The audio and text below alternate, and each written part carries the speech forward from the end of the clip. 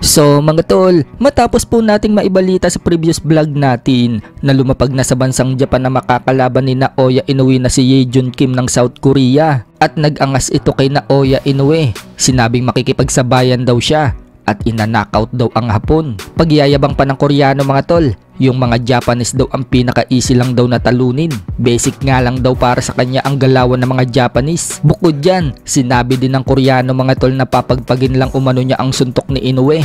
Wala pa daw kasing boksingero ang nagpapahiga sa kanya sa lona. Dahil sa pag-aangas ng Koreano mga tol, lumabas po ang tunay na maangas. Yan po ay walang iba kundi si former 3 Division World Champion General Casimero. Binanatan nga po ni Casimero mga tol si Inoue at minaliit ang kakayanan ng Koreano. Sa inilabas po kasi ng video mga tol ng Casimero Brothers, tinanong ni Coach Jason si Cuadro Alas kung ano daw ang masasabi niya sa ipinalit kay Sam Goodman na makakalaban ngayon ni Inoue sa January 24. Parang nakahanap na naman daw kasi si Inoue na mahinang nilalang. Sagot nga po dyan ni Cuadro Alas mga tol, sino na naman daw kaya itong kapalit na kalaban ni Inoue? Buong akala daw niya si Inoue daw ang pinakamalakas. Bakit daw yung pinalit kay Sam Goodman na Koreano? Hindi naman daw kilala yon. Napaabate ka nga po dyan si Casimero mga tol at sinabing mukhang nagkakabistuhan na daw na talagang umiiwas sa kanya si Inoue. Birada pa nga po ni Casimero kay Inoue, hindi daw siya ang pinakamalakas. Sabay itinaas ni Casimero ang dalawang kamay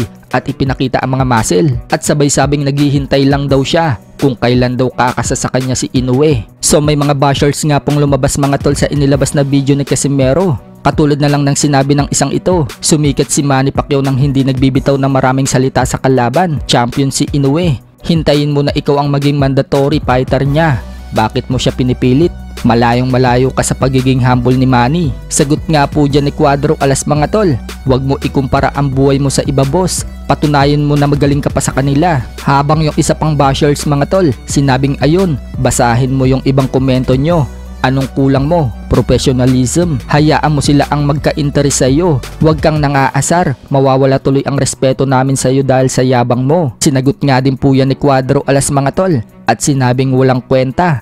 Fake account ka. Gamitin mo ang totoong FB mo. Duwag. Ano ako sa iyo ba? Ano yung masasabi mo sa kalaban ngayon ni Naoya Inoue? Parang nakahanap na naman ng kahit sa yung parang mamahinang nila lang ba? Sino na naman yung pinalit mo, Naoya? Ha?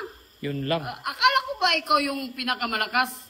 Yung pinalit mo sa kalaban mo, hindi naman natin kilala yun. Sino ba yun? Abati ka. Nagka-ano na tayo Kabistuhan na. Kabistuhan na tayo Abati ka. Uy, Naoya Inoue, hindi ikaw ang tunay na malakas. Yan Naghihintay lang ako sa'yo kung kailan ka